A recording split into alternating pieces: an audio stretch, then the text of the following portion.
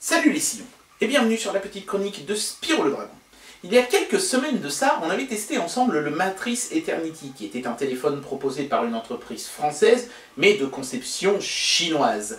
Et tout le monde, moi le premier d'ailleurs dans ma vidéo, avait trouvé que ce téléphone était très bien, mais qu'il était positionné trop haut au niveau tarifaire. Et oui, forcément, quand on propose un téléphone qui comprend essentiellement des composants chinois, on se retrouve en concurrence frontale avec les constructeurs chinois, justement. Et les constructeurs chinois sont très forts pour casser les prix. Donc justement, pour pouvoir vraiment vérifier si ce positionnement tarifaire était une mauvaise idée ou pas, le mieux, je pense que c'est de tester un smartphone chinois, proposé par une entreprise chinoise, et qui arbore la plupart des éléments techniques du Matrice Eternity. Donc j'en ai trouvé un qui m'a été envoyé par TomTop, je mets leur petit logo ici, c'est le Ligoo Elite 1. Et ce téléphone, à l'exception de l'écran et du capteur photo, a exactement les mêmes composants que le Matrice Eternity, à savoir un octa-core de chez Mediatek, 3 Go de RAM, 32 Go de stockage, etc. etc. Donc est-ce que ce téléphone, qui coûte 3 fois moins cher que le Matrice Eternity, est réellement aussi bien, et est-ce que le Matrice Eternity était réellement vendu trop cher? Ça va être un bon moyen de s'en rendre compte en faisant le test de ce produit. C'est parti! Bien voilà, donc on va commencer par l'unboxing évidemment de ce très chouette petit téléphone de chez Ligoo, et ça commence par une boîte qui elle-même est très chouette puisqu'elle est texturée avec plein de petits cercles brillants. Je sais pas si je vais pouvoir me rapprocher suffisamment pour que vous puissiez voir que ce sont des cercles, oui voilà. Et le logo Ligoo lui est en caractère doré sur le milieu, c'est assez classe. Ce qui est un petit peu plus pingre, c'est le fait d'avoir simplement mis Elite 1 comme ça avec une bête étiquette en fait qui est collée, on voit bien que ça fait, c'est pas imprimé sur la boîte. Ça a été collé par-dessus. Bon, ça leur permet de faire des économies, évidemment. Ils ont la même boîte pour tous les téléphones et ils changent juste la petite étiquette dans le bas. Après tout, pourquoi pas, moi, je trouve que c'est bien de faire des économies sur l'emballage si ça permet de vendre un téléphone un petit peu mieux derrière. Néanmoins, l'emballage est quand même très joli. Alors on peut voir les petits autocollants de Quality Check de chez TomTop, qui pour moi ont été ouverts parce que je pense que comme c'est un téléphone, c'est un échantillon qui m'a été envoyé, ils ont dû vouloir vérifier une dernière fois avant de m'envoyer que tout était ok. Mais en tout cas, le téléphone avait été contrôlé par TomTop. Ils font ça maintenant, certains revendeurs chinois, c'est-à-dire que ils ouvrent l'objet, ils le testent pendant 5 minutes pour vérifier qu'il n'y a pas des pixels morts, des machins comme ça, et ensuite ils le remettent dans la boîte et ils vous l'envoient. Moi, j'ai rien contre, je pense que, franchement, je préfère que quelqu'un ait tripoté le téléphone pendant 5 minutes, mais je suis sûr de recevoir un truc nickel, que d'avoir un téléphone vierge, entre guillemets, comme dirait Madonna, dont personne n'a posé les mains dessus avant, mais qui se révèle avoir des petits défauts. Là, bon, c'est un choix personnel, chacun verra midi à sa porte, mais moi j'aime bien que quelqu'un ait contrôlé avant moi et que j'ai pas de mauvaise surprise. Donc voilà, les caractéristiques techniques sont évoquées ici, donc on peut voir les différentes fréquences, notamment GSM et notamment les bandes, voilà, pour ceux que ça intéresse, de la 4G, 3, 7, 8, 20, donc a priori en France on est totalement couvert, c'est parfait. On a nos 3 couleurs disponibles. Alors le téléphone existe en blanc, en noir et en doré. Moi j'ai la version noire. Et puis ici on a quelques-unes des caractéristiques. Donc on a du Full HD 5 pouces. Alors là le Matrice était un petit peu mieux, il avait 5,5 pouces. Mais la résolution est la même, Full HD. On retrouve le même octa-core à 1,3 GHz de chez Mediatek, c'est exactement le même. L'appareil photo a les mêmes caractéristiques, mais c'est pas le même capteur. C'est-à-dire qu'à l'arrière on a 16 mégapixels et à l'avant, c'est assez étonnant, 13 mégapixels, c'est beaucoup pour un capteur avant. Dual SIM, 3 Go de RAM et 32 Go de stockage comme sur le Matrice. La batterie ne fait que 2400 mAh, je crois qu'elle en faisait 2600 sur le Matrice, mais comme on a un écran qui est quand même un demi-pouce plus petit, ça devrait quand même promettre une bonne autonomie. Voilà, donc le mieux c'est de l'ouvrir et de vérifier tout de suite ce qu'il en est. C'est parti. Voilà, alors si je mets le logo comme ça en biais, c'est tout simplement parce que les gars de chez TomTop, quand ils ont refermé la boîte après leur quality check, ils l'ont refermé dans le mauvais sens, vous voyez, on voit bien l'étiquette est dans le bas, mais ici le logo il n'est pas dans le bon sens, alors que pourtant, vous voyez, les étiquettes de quality check sont en face à face. Voilà, donc si je l'ouvre comme ça, je devrais tomber c'est tout à fait ça, avec le téléphone dans le bon sens. Donc, on a le téléphone en lui-même, et puis le petit logo Elite 1. Alors ça, par contre, ça a été fait spécifiquement pour ce téléphone-là. Voilà, donc on va y revenir dans un instant sur le téléphone. Voyons un petit peu ce qu'il y a en dessous. Donc, on a un protège-écran et un protège pour l'arrière du téléphone. Voilà, donc ça c'est plutôt sympathique, comme ça on peut protéger les deux côtés de son appareil, avec les petites lingettes humides et sèches qui permettent de poser l'ensemble sans avoir de vilain grain de poussière, donc ça c'est plutôt sympa, c'est toujours un petit bonus agréable. Donc en dessous on voit tous ces petits compartiments qui comportent le chargeur, un casque, c'est toujours sympa, c'est pas nécessairement fourni mais là c'est le cas, le câble USB donc pour la recharger la synchro, et ici j'imagine que ça va être la dock. Et en dessous, il y a un petit bonus. Alors, on va les faire dans l'ordre. Hein. On va commencer par prendre le chargeur. Donc, vous allez voir que sur chaque petite boîte, il y a le petit logo doré sur le dessus, brillant. C'est très très joli, c'est très très classe. Hein. Bel effort de packaging, merci Ligou. Ça fait toujours plaisir. Hein. Alors, vous me direz après, Ligou et les couleurs. Hein. Bon, cette blague était nulle, pardon. Ok, donc, est-ce que le chargeur sera meilleur que ma blague? Certainement. Il y a une sorte de petite languette là, voilà, hop, qu'on retire. Donc on voit que c'est un chargeur logoté, voilà, qui balance 1 ampère. Si tu voulais bien faire le point, monsieur le caméscope, il y a des reflets, hein, c'est du plastique brillant, mais voilà, il va y arriver. Voilà, on peut voir qu'on a 1 ampère ici. Donc c'est pas un chargeur rapide, mais voilà, hein, pour un téléphone de cette gamme de prix là, fallait un petit peu s'y attendre. Ce qui est un petit peu plus étonnant, c'est ce petit hologramme anti-contrefaçon. Le casque audio, même chose, dans une boîte avec le petit logo brillant, donc c'est toujours sympathique de fournir le kit main libre, hein, puisque c'est pas obligatoire, hein, ça ne l'est plus depuis que d'ailleurs c'est interdit de les porter quand on est au volant de sa voiture. Donc c'est bien présenté en tout cas, dans une sorte de petite alcôve en plastique. On a des embouts pour ceux qui ont des grandes esgourdes, ou des petites, le câble et le casque, bon, il n'a pas l'air d'être d'une qualité extraordinaire, hein, ça fait même un petit peu cheap, mais ils sont logotés, Ligou, hein, donc encore un petit souci du détail qui fait plaisir, voilà, et puis bon, c'est toujours mieux que de pas en avoir du tout. Le cordon USB, lui, alors il n'est pas dans une boîte, il est en fait simplement glissé hein, dans une espèce de petit cocon de carton, je sais pas, oui, il est logoté aussi, hein, j'ai l'impression que Ligou a décidé de tout logoter absolument partout, donc on peut voir le petit logo Ligou sur le câble ici. Un câble qui a l'air de très très bonne qualité en plus. La dock, alors en fait là-dedans on ne trouve pas que la dock, hein. Il y a aussi, j'imagine, le petit outil pour la carte SIM, voilà il est là, il est caché derrière. Ok, avec un petit schéma indicatif de comment s'en servir. Et alors le petit bonus, c'est cette petite chose, et ça franchement Ligou n'est pas du tout obligé de nous le fournir, c'est logoté aussi, hein. Voilà, on peut voir... Ligou, voilà, c'est un adaptateur OTG. C'est-à-dire que d'un côté, vous avez du micro USB, et de l'autre, une prise USB full size, sur laquelle vous pourrez brancher vos clés USB, vos souris, claviers et compagnie, et vous en servir sur votre appareil. Donc ça, c'est franchement sympa, parce que c'est rare que ce soit fourni, et en plus, celui-ci, il est joli, il est logoté, donc ça, c'est vraiment très très cool. Et maintenant, on va observer le téléphone de plus près en lui-même. Donc c'est en plastique, hein, cette petite alcôve qui protège le téléphone. Ils ont simplement, en fait, collé un petit carton sur le dessus, pour mettre le logo Elite 1, ce qui, encore une fois, j'imagine, leur permettra, si un téléphone a la même forme que celui-ci, de ne pas avoir à refaire tout l'emballage. C'est bien optimisé.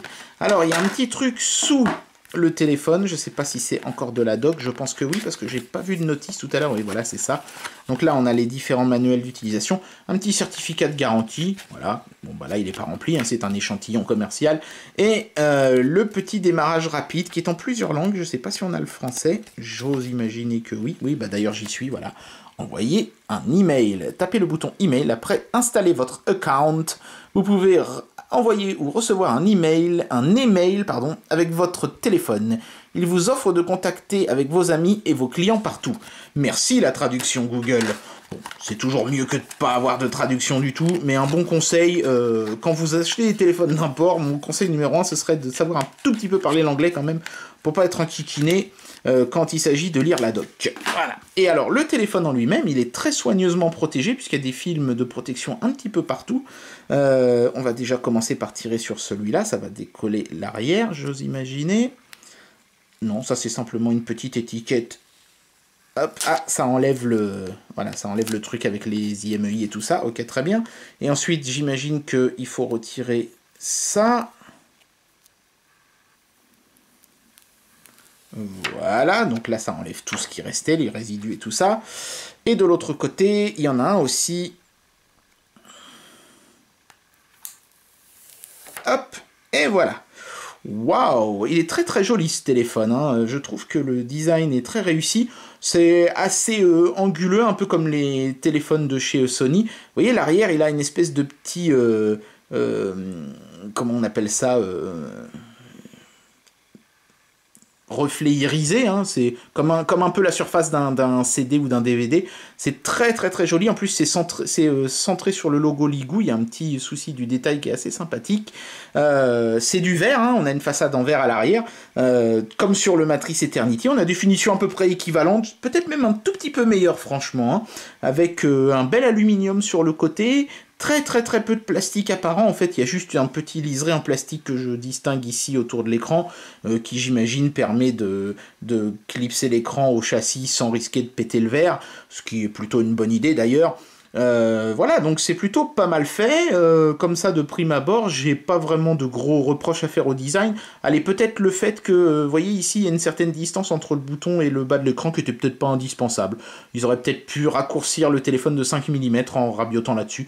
Mais ça va, hein, ça reste un appareil plutôt compact. Donc, faisons un petit peu le tour du propriétaire. Donc, en façade avant, on peut voir le capteur photo ici, le haut-parleur. Il y a une LED de notification qui est entre le capteur photo et le haut-parleur, et le capteur de luminosité de proximité se trouve juste ici. Le petit logo Ligou, l'écran, donc Full HD, et ici, en fait, le bouton est aussi un capteur d'empreinte digitale, qui est assez rapide, hein, on va faire un petit essai tout à l'heure. Sur l'arrière, on a le capteur photo arrière, donc, avec double LED flash, le petit logo Ligou, le petit logo Elite 1, et c'est marqué Design by Ligou, Assembled in China. Voilà. Toujours le petit clin d'œil à Apple. Alors sur ce côté-là, on a les boutons de volume et le bouton power, ça c'est assez classique, mais on a aussi un petit bouton programmable en bas. N'importe quelle application est assignable à ce bouton, donc ça c'est plutôt sympa. À l'arrière, on a la prise pour le micro USB, pour la recharge et la synchro, le micro pour les conversations, et deux petits haut-parleurs stéréo. On peut voir aussi le passage pour les antennes GSM et compagnie. Sur l'autre tranche, il n'y a rien d'autre que le tray pour mettre la SIM card et a priori la micro SD, puisque j'ose espérer que ce téléphone a une mémoire extensible. Et sur le dessus, on a un micro pour l'annulation des bruits ambiants, donc ça c'est plutôt pas mal, hein. C'est souvent l'apanage des appareils milieu / haut de gamme. Là, on l'a sur un appareil qui est quand même positionné très bas niveau tarif, c'est plutôt agréable. Et la prise jack 3.5, puisque ici, il n'est pas question de la faire disparaître. Bien voilà, maintenant on va commencer un petit peu à regarder ce que le téléphone a dans le bin, mais déjà un petit mot sur cette histoire de carte micro SD.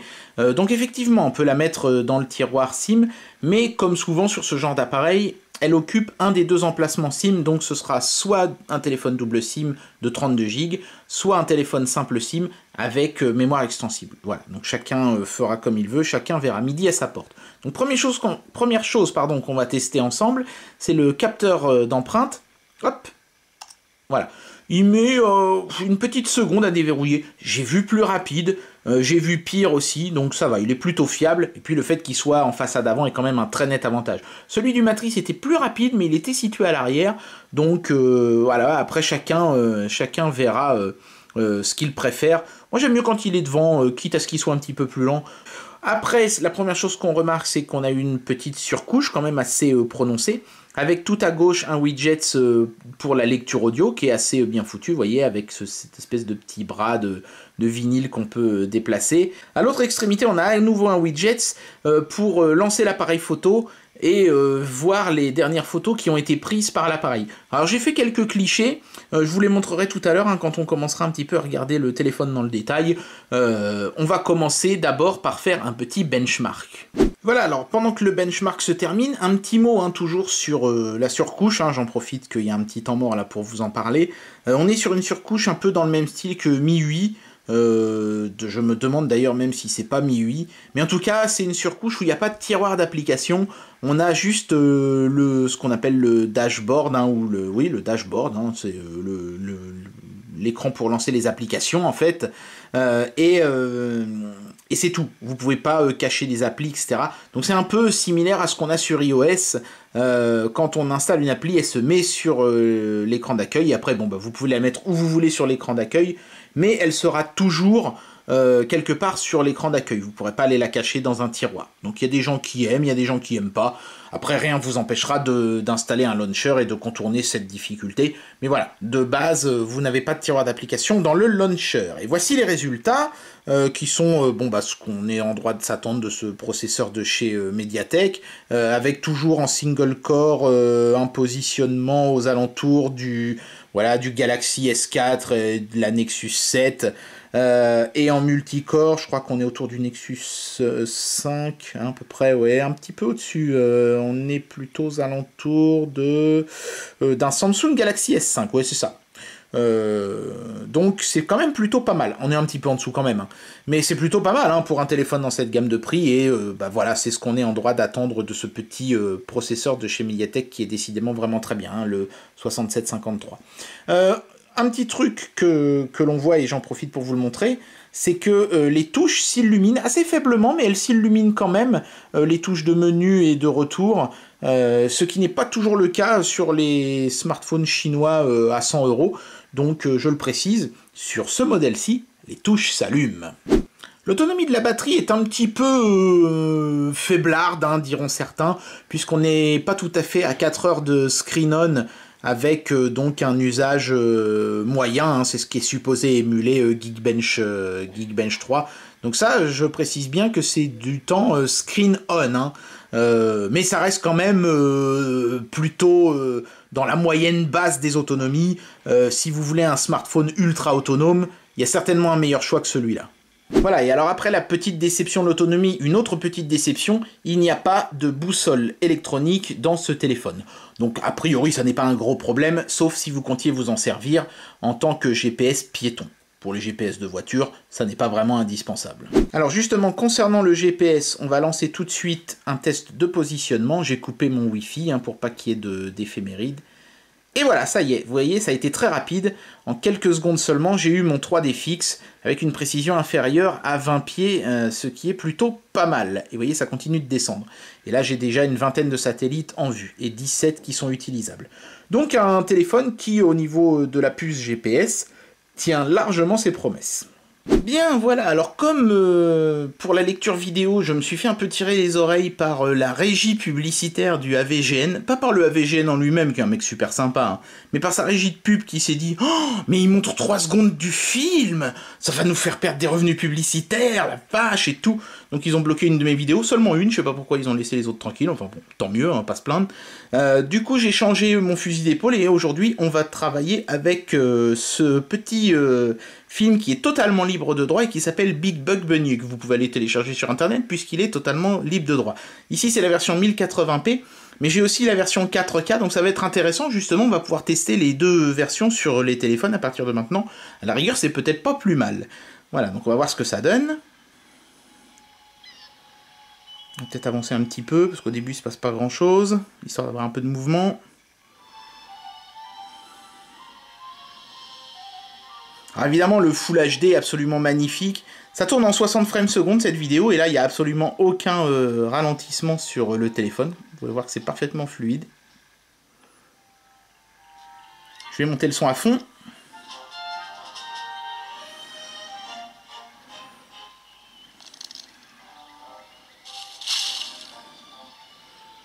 Avancer un petit peu.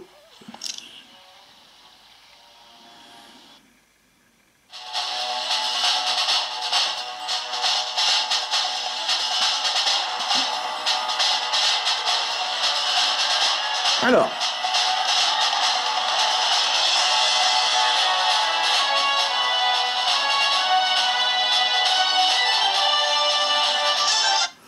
en termes d'image, il n'y a rien à dire, l'écran Full HD absolument magnifique, les détails sont vraiment, vous voyez, je peux vraiment me rapprocher beaucoup et on voit bien que c'est très détaillé, la fourrure et tout, c'est vraiment superbe, ça, le Full HD, surtout en 5 pouces, ça augmente encore la densité de pixels, c'est splendide. En termes de son, ça manque un peu de puissance, mais par contre ça ne sature jamais, et ça c'est plutôt bien. Donc je pense que tout simplement, Ligoo ont fait le choix de mettre moins de puissance.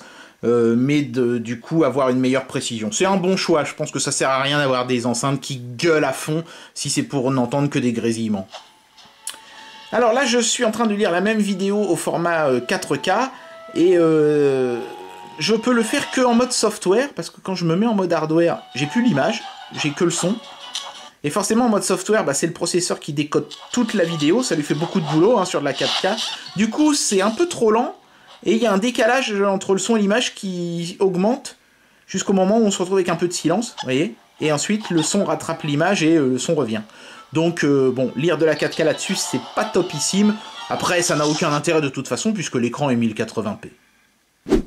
Alors 5 pouces oblige évidemment la lecture d'une bande dessinée, ça sera un peu rikiki, mais Full HD oblige, en se rapprochant un petit peu, on pourra quand même sans aucun problème lire le texte, et comme vous pouvez le constater, c'est parfaitement clair et lisible.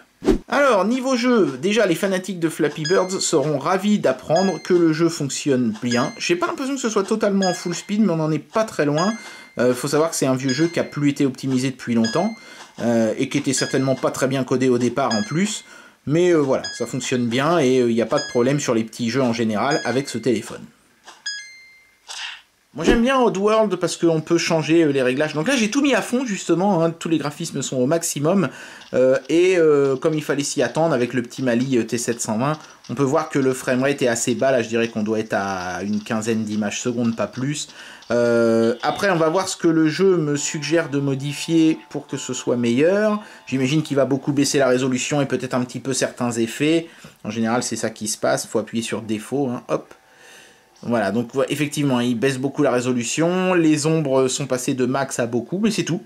Tout le reste est resté au maximum, donc ça devrait quand même donner des graphismes plutôt pas mal. Voilà, donc vous pouvez voir, on voit pas forcément beaucoup le changement, mais le sol est plus flou, hein, on voit que, vous voyez par exemple au pied du personnage c'est net, mais juste devant lui, à 1,50 m devant lui, c'est flou, alors que quand on met la résolution au max, tout est net jusqu'à perte de vue, hein, évidemment. Et donc là, bah voilà, on retrouve une bonne fluidité. Je dirais qu'on est à une trentaine d'images secondes, facile. Hein. Et là, évidemment, c'est très agréable.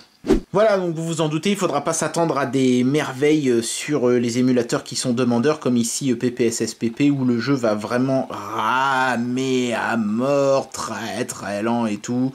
Bon, en plus, là, je n'ai pas fait de cadeau, hein, j'ai pas spécialement baissé les graphismes, je les ai laissés moyens, pas en haut, mais en moyen quand même.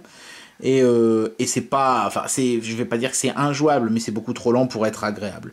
Donc c'est pas une machine taillée pour l'émulation de haut vol. Après voilà, hein, on est toujours sur un petit Mediatek, même s'il est octa-core, il a un petit GPU, c'est un Mali T720 MP4 je crois, mais c'est quand même trop juste.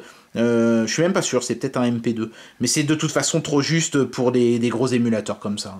Voilà, et avant de conclure cette vidéo, de donner une note au téléphone et de se dire au revoir, je vous montre rapidement le panneau de conf hein, qui a été pas mal skinné. Hein, c'est une interface, je vous dis, hein, de type MIUI. Et ce qui est intéressant évidemment, c'est les propriétés qui ont été rajoutées hein, logiciellement dans ce téléphone, comme par exemple les gestes intelligents qui permettent, quand on fait un certain geste avec le téléphone, de faire une certaine appli. On peut voir la lettre de notification aussi, qui permet de mettre une couleur spécifique à certaines actions. Et ce qui est intéressant surtout, c'est ce fameux bouton intelligent, qui est donc ce bouton qui se situe en bas à droite de l'appareil ici. Et quand j'appuie là-dessus, tac, je peux en fait activer ou désactiver le bouton. Et quand j'appuie là, je peux choisir quelle appli va se lancer quand je fais un appui long. Et donc vous pouvez choisir quelle application vous pouvez mettre parmi toutes celles qui sont installées dans le téléphone, hein, et pas seulement celles qui sont préinstallées en usine. Donc c'est vraiment totalement ouvert aux possibilités logicielles de tout le téléphone. Si vous installez Skype, vous pouvez attribuer ce bouton-là à Skype, il n'y a aucun problème. Donc moi je l'ai mis à l'appareil photo, vous voyez, appareil photo, et donc quand je suis sur le launcher, j'appuie 2-3 secondes sur le côté, et ça me lance l'appareil photo. Voilà, donc il n'y a pas moyen de faire plus simple. Alors justement, puisqu'on en est à parler de l'appareil photo, je vais vous mettre quelques clichés, comme ça vous allez pouvoir juger un petit peu de la qualité de l'appareil photo.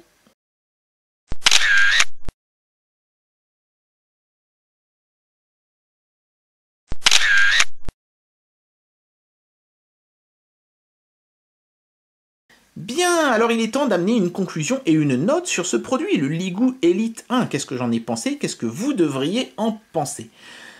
D'abord, ce que je vais faire, je vais aborder le sujet en section, parce qu'il y a beaucoup de choses à dire sur ce téléphone. Donc je vais parler d'abord des perfs, ensuite je vais parler des finitions, de son prix bien entendu. On va le comparer rapidement avec le Matrice Eternity, parce que je pense que c'est ce qui vous intéresse, et puis je donnerai la note et je vous dirai ce que j'en pense. Donc d'abord les perfs. On est sur un octa-core avec 3 Go de RAM, donc on s'attend forcément à des perfs bonnes. Et ben c'est ce qu'on a. On a de bonnes perfs, pas des perfs excellentes, mais de bonnes perfs. On peut lancer la plupart des jeux, y compris les plus gros, avec des graphismes au moins en médium, donc c'est quand même plutôt pas mal. Il n'y a que sur les gros émulateurs que vraiment vous allez ressentir que bah voilà, vous n'êtes pas sur un processeur de dernière génération, mais sur un processeur de l'année dernière, qui plus est un processeur chinois. Mais pour le prix du téléphone, on a largement plus de performance que ce qu'on était en droit d'attendre, donc ça c'est une bonne chose. Ce petit processeur de chez Mediatek fait vraiment des merveilles. Ce qui manque, c'est peut-être un petit peu plus de pêche sur le GPU, ce qui permettrait de mieux s'en sortir sur les émus et évidemment sur les gros jeux. Mais je pense que c'est pour maintenir le prix bas qu'ils ont fait ce choix. Donc ça, voilà ce qu'il y avait à dire sur les perfs. Sur les finitions, là en revanche, c'est le sans faute. C'est pas compliqué, ce téléphone il est absolument magnifique. On a un très très bel écran Full HD avec un excellent rendu des couleurs.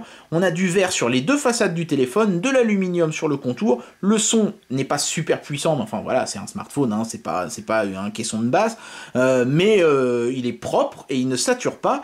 Donc à ce niveau-là, c'est absolument nickel. Allez, s'il fallait faire un reproche sur les finitions, je reviendrai sur ce que j'avais dit en début de vidéo. Le petit gap, le petit espace entre le bouton et l'écran aurait pu être réduit. Ça rallonge un petit peu le téléphone dans ses dimensions globales, mais ça va, hein, ça le rend pas difforme non plus. C'est vraiment histoire de chipoter un petit peu, parce que franchement, ce téléphone est juste magnifique. J'adore cette arrière là irisée, je trouve ça vraiment juste trop classe, quoi. C'est absolument magique. Voilà. Après, le prix, bah voilà, le téléphone ne coûte pas cher. Il ne coûte que, je crois que, je sais plus trop, parce que le prix varie tout le temps, hein, mais il est dans un prix aux alentours des 120 €. Et franchement, pour ce prix-là, c'est vraiment une tuerie, quoi. Qu'est-ce que vous voulez reprocher à un téléphone pareil, vendu à un prix pareil? Bah franchement, rien. C'est sûr que c'est pas un Galaxy S7, mais il est presque 7 fois moins cher, quoi. Et puis, évidemment, on va aborder le dernier sujet de cette petite conclusion, c'est la comparaison avec le Matrice Eternity. Là, clairement, le Matrice Eternity ne sort pas grandi d'un test comme ça, parce que le téléphone est presque 3 fois moins cher que le Matrice Eternity, et il est presque aussi bien. La seule chose qui est moins bonne, bon, outre le fait que l'écran ne fait que 5 pouces au lieu de 5,5, ce qui, évidemment, lui permet de voir déjà son prix baisser d'un bon cran, mais ce qui est vraiment moins bon que le Matrice Eternity, et ce qui, je pense, sauve le Matrice Eternity d'un comparatif désavantageux, c'est que j'ai trouvé que l'appareil photo de ce téléphone-là faisait des clichés un peu trop froids, trop bleutés, alors que l'appareil photo du Matrix Eternity, à ce niveau-là, il faisait quand même des clichés de très belle qualité.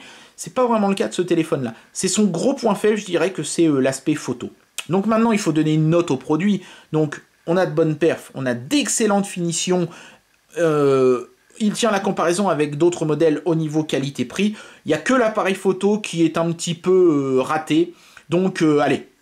Raté, ce serait sévère d'enlever une étoile complète pour un téléphone vendu ce prix-là. L'appareil photo aurait pu être mieux, donc j'ai enlevé une demi-étoile. Je mets à cet appareil, et je trouve vraiment, hein, très sincèrement, qu'il le mérite amplement, la note de 4,5 sur 5. Pour ce prix-là, je doute que vous puissiez trouver beaucoup mieux. Il est vraiment magnifique, ce téléphone.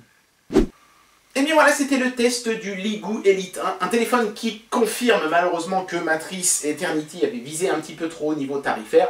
Malgré ça, le Matrice Eternity conserve un certain nombre d'avantages par rapport à ce modèle-ci, hein. L'écran est plus grand, l'appareil photo fait des bien meilleures photos, etc., etc.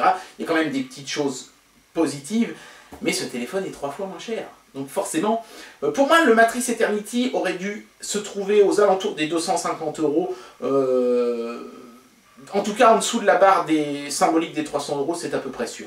Ça n'en fait pas un mauvais téléphone, ça en fait juste un téléphone vendu un poil trop cher. Voilà, celui-ci en revanche de téléphone, lui, il est franchement pas mal pour son prix. Mention peut-être un petit peu moins bonne pour l'appareil photo, mais à part ça, j'ai plutôt été séduit.